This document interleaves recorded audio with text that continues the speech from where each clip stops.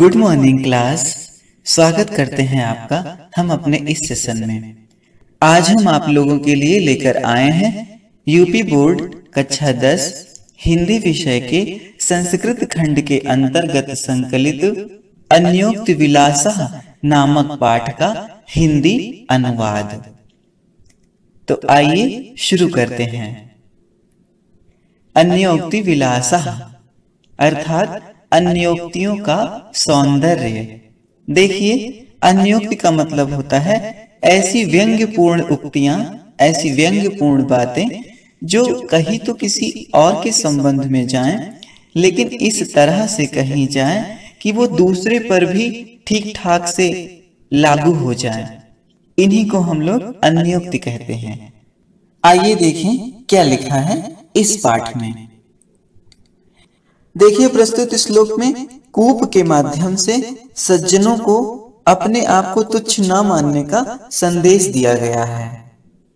नितराम नीचो अस्मीति त्वं खेदम कूप कदापि मा कृथाः अत्यंत सरस हृदयो यतः परेशान गुणग्रहीतासि। आइए पहले हम लोग शब्दार्थ देख लेते हैं। नितराम का मतलब अत्यधिक, अत्यंत। नीचो अस्मीति को अलग अलग करेंगे तो बनेगा नीचा अस्मि इति। नीचा यानी नीचा, अस्मि यानी हूँ, इति यानी ऐसा, यह अर्थात मैं नीचा हूँ। तुम यानी तुम, खेद यानी दुख, कूप यानी कुआं, कदापि का मतलब कभी भी, माँ का मतलब नहीं, कृथा यानी करो, अत्यंत सरस हृदयो यानी अत्यंत उदार हृदय वाले, अत्यंत सरस हृदय वाले, यतः यानी क्योंकि, परेशान अर्थात दूसरों के, गुण ग्रहीतासि अलग अलग करेंगे तो बनेगा गुण ग्रहीता असि अर्थात गुणों को ग्रहण करने वाले हो। आइए अब हम लोग इसका अर्थ देखते हैं। देखिए, कूप को संबोधित किया जा रहा है, हम लोग अर्थ यहीं से लेते हैं इसका अन्वय करके।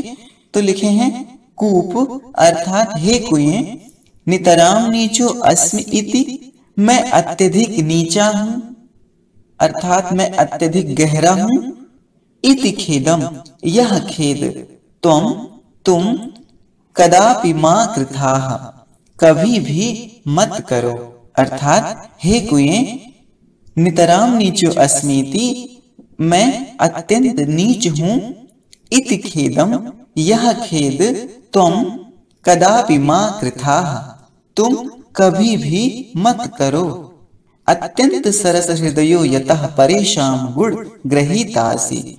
यतः क्योंकि, अत्यंत सरस हृदयो तुम तो बड़े अत्यंत सरस हृदय वाले हो, परेशान गुण ग्रहीतासि और दूसरों के गुणों को ग्रहण करने वाले हो, अर्थात तुम रस्सियों को लेने वाले हो।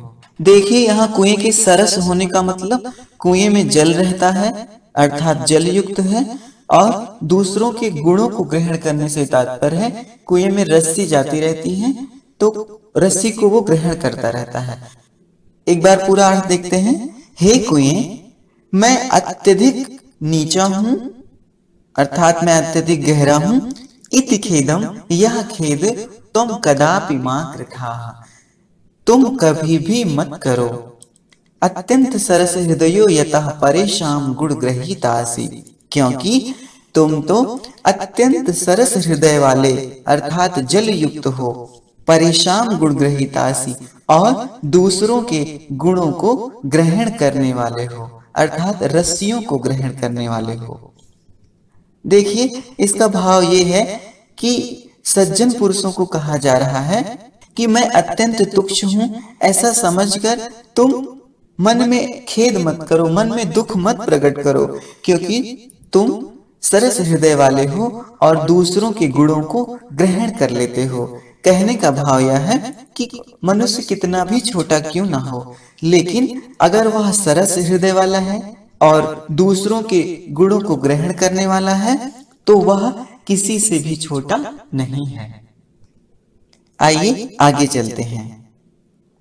नीर क्षीर विवेके हंसालस्यम त्वमेव तनुसे चेत विश्वम अस्मिन् अधुना अन्यः कुलव्रतम पालयिष्यति कः। आइए शब्दार्थ लेते हैं। नीर बोलते हैं जल को, क्षीर बोलते हैं दूध को।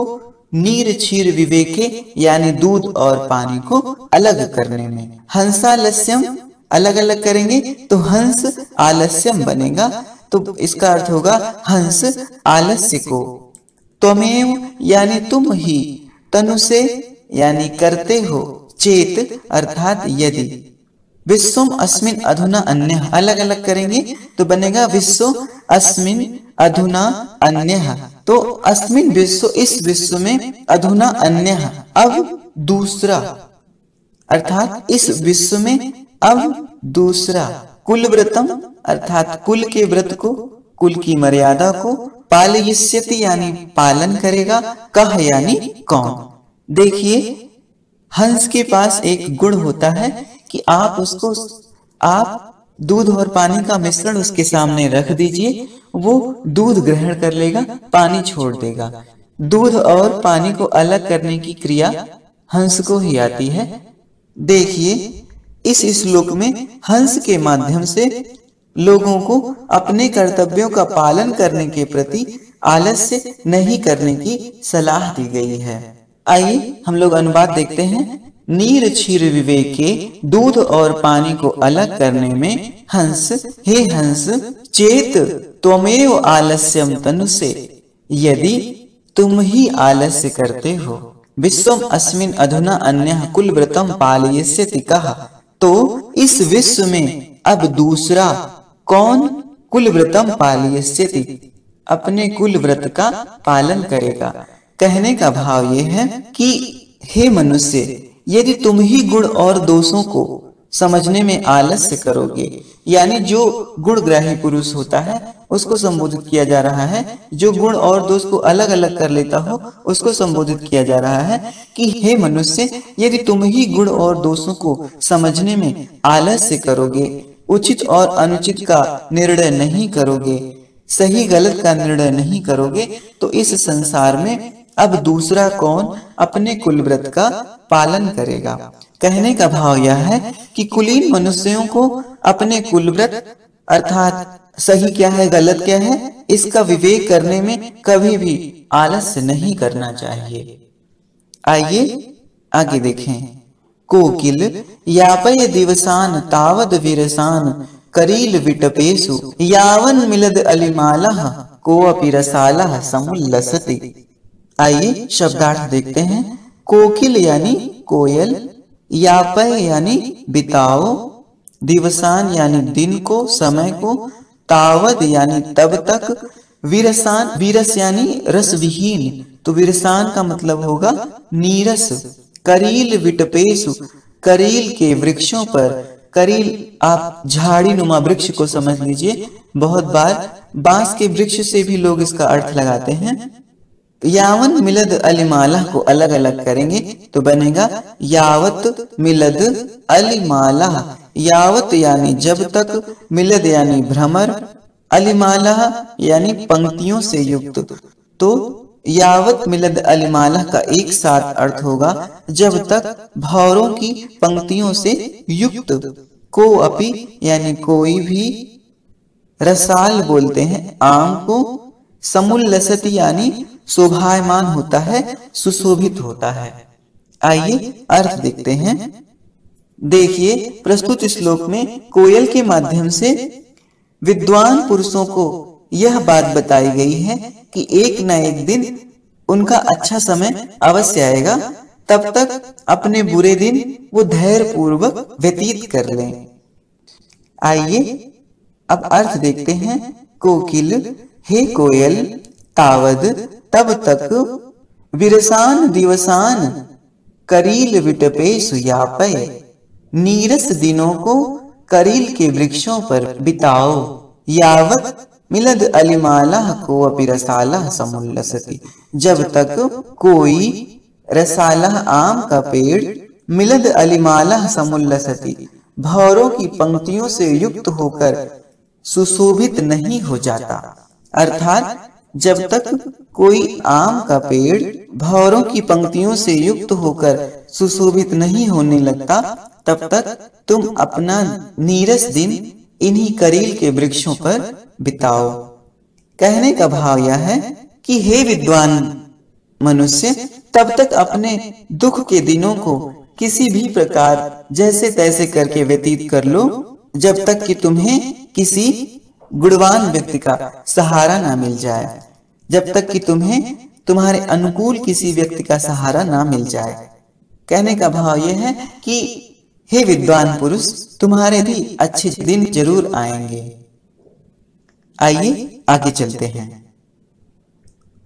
रे रे चातक सावधान मनसा मित्र क्षणम श्रूयताम।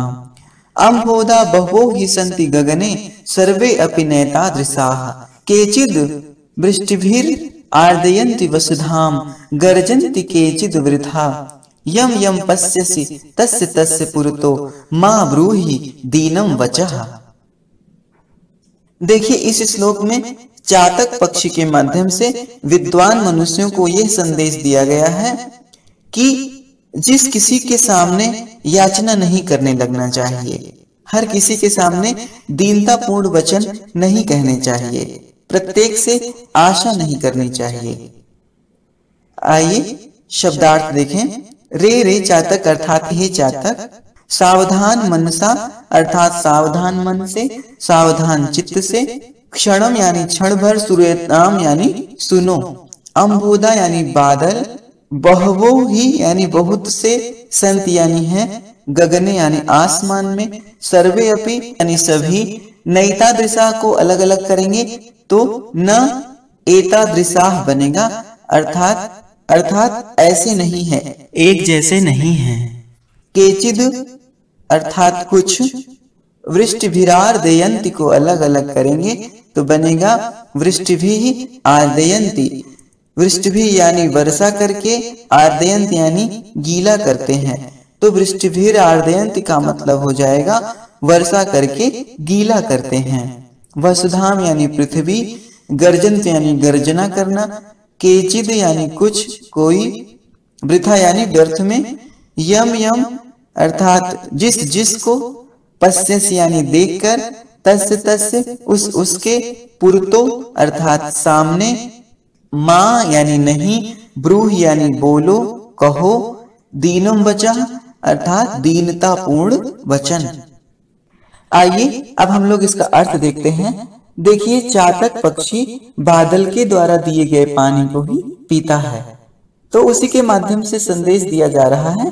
रे रे चातक, हे चातक मित्र, सावधान मनसा क्षणम श्रूयताम, सावधान मन से क्षण भर सुनो। अम्भोदा बहवो हि सन्ति गगने, गगने आसमान में, अम्भोदा बहवो हि सन्ति आसमान में बादल बहुत से हैं, सर्वे अपि नैतादृशाः सभी एक जैसे नहीं हैं। केचिद् वृष्टिभिः वसुधाम आर्दयन्ति, कुछ वर्षा करके धरती को गीला कर देते हैं, केचिद् वृथा गर्जन्ति और कुछ व्यर्थ में ही गर्जना करते हैं। यम यम पश्यसि तस्य तस्य पुरतो, जिस जिस को देखकर उसके सामने, मां ब्रूहि दीनम वचः दीनता भरे वचन मत कहो। कहने का मतलब, तुम जिस जिस बादल को आकाश में देखते हो, उस प्रत्येक बादल से अपने दीनतापूर्ण वचन मत कहो, क्योंकि सभी बादल एक जैसे नहीं हैं। कोई तुमको पानी दे सकता है, कोई तुम्हारी याचना को निरर्थक कर सकता है। देखिए, इस श्लोक का भाव यह है कि हे विद्वान पुरुष, तुम क्षण भर मेरी बात जरा ध्यान पूर्वक सुनो। संसार में अनेक तरह के धनवान लोग हैं, अनेक तरह के समर्थ लोग हैं, परंतु सभी धनवान और समर्थ लोग एक जैसे नहीं होते। कुछ तो उसमें से दानी होते हैं, कुछ उसमें से बड़े कृपण होते हैं, बड़े कंजूस होते हैं। इसलिए तुम प्रत्येक से आशा करते हुए सबके सामने अपने हाथ को मत फैलाओ, उनसे याचना मत करो, उनसे दीनतापूर्ण वचन मत कहो। आइए आगे चलते हैं। नवय ताडनाथ तापनाद वह्नि मध्ये, नवय विक्रयात क्लिश्यमानो अहमस्मि, सुवर्णस्य मे मुख्य दुखम तद एकम यतो माम जनाः गुंजया तोलयन्ति। देखिए इस श्लोक में सोने अर्थात स्वर्ण के माध्यम से स्वाभिमानी पुरुषों की व्यथा को चित्रित किया गया है। आइए शब्दार्थ देखें। न अर्थात नहीं, वह यानी तो, ताड़नाद यानी पीटे जाने से, तापनाद अर्थात तपाए जाने से, वहिनी बोलते हैं अग्नि को, मध्य यानी मध्य में, वहिनी मध्य अर्थात अग्नि के मध्य में या अग्नि में, विक्रयात अर्थात बेचे जाने पर। क्लिश्यमानो अहमस्मि को अलग अलग करेंगे तो क्लिश्यमाना अहम अस्मि, तो इसका अर्थ होगा मैं दुखी हूँ। सुवर्णस्य अर्थात सोने का, मुख्य दुखम अर्थात मुख्य दुख, तदेकम को अलग अलग करेंगे तो बनेगा तत् एकम अर्थात वह एक है। यतो माम जनाः जो मुझे लोग, गुंजया तोलयन्ति, गुंजा बोलते हैं रत्ती को जिससे सोना तौला जाता, तोलयन्ति अर्थात तोलते हैं। आइए अब अर्थ देखते हैं। नवै ताड़नाद तापनाद वहिनी मध्य, स्वर्ण कहता है मैं नवै ताड़नाद ना तो पीटे जाने पर, वहिनी मध्य तापनाद ना तो अग्नि में तपाए जाने पर, नवै विक्रयात ना तो बेचे जाने पर, क्लिश्यमानः अहमस्मि मुझे दुख होता है, अर्थात इतनी सारी चीजों से मुझे कोई दुख नहीं होता। सुवर्णस्य में मुख्य दुखम तद एकम, सोना कह रहा है मुझे तो एक ही मुख्य दुख है, यह तो माम जनाः कि लोग मुझे गुंजया तोलयन्ति रत्ती से तोलते हैं। देखिए कहाँ सोना उतना कीमती और कहाँ उसके बगल में रत्ती, सोने को इसी बात का दुख है। भाव इस श्लोक का यह है कि विद्वान और स्वाभिमानी जो मनुष्य होते हैं उनसे परिश्रम इत्यादि का काम कोई भी करवा लीजिए, उनको दुख नहीं होता। उनको सिर्फ दुख तब होता है जब उनकी तुलना किसी तुच्छ से की जाती है। आइए आगे चलते हैं। रात्रिर्गमिष्यति भविष्यति सुप्रभातम भास्वानुदेश्यति हसिष्यति पंकजालिः इत्थं विचिन्तयन्ति कोशगते दिरेफे हा हंत हंत नलिनीम गज उज्जहार। देखिए इस श्लोक के माध्यम से कमल की पंखुड़ियों के अंदर कमलनी में बंद भ्रमर के द्वारा जीवन की निस्सारता, जीवन की अनिश्चितता का उल्लेख किया गया है। अर्थात जीवन के विषय में कुछ नहीं कहा जा सकता, कब क्या हो जाए मनुष्य कुछ विचार किए होता है, होता कुछ है। यही इस श्लोक के माध्यम से समझाया जा रहा है। देखिए जो कमल का पुष्प होता है ये सूर्योदय जब होता है तो खिल जाता है और सूर्यास्त के समय बंद हो जाता है। तो एक भंवरा कमल के पुष्प पे बैठा था और जैसे शाम हुई वैसे वो कमल की पंखुड़ियां बंद हो गई, तो वो भ्रमर उसी में बंद हो गया है। वो बंद हो गया तो रात भर उसी में विचार करता है। आइए हम लोग शब्दार्थ देखते हैं।